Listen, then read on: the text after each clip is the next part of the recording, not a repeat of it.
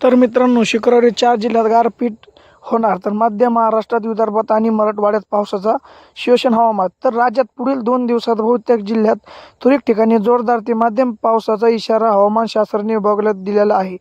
पावसाळा शोषण हवामान झाल्याने राज्यातून थंडी गायब झाली आहे.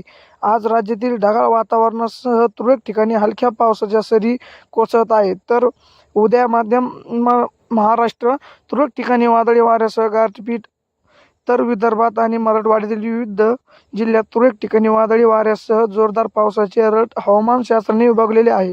त्यामुळे शेतकरी मात्र चिंता वाढलेली आहे.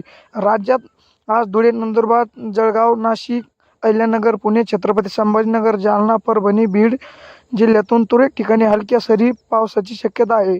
तर उद्या धुळे, जळगाव, नाशिक आणि अहिल्यानगर जिल्ह्यात तुरळक ठिकाणी वादळी वाऱ्यासह पाऊस येण्याची शक्यता आहे.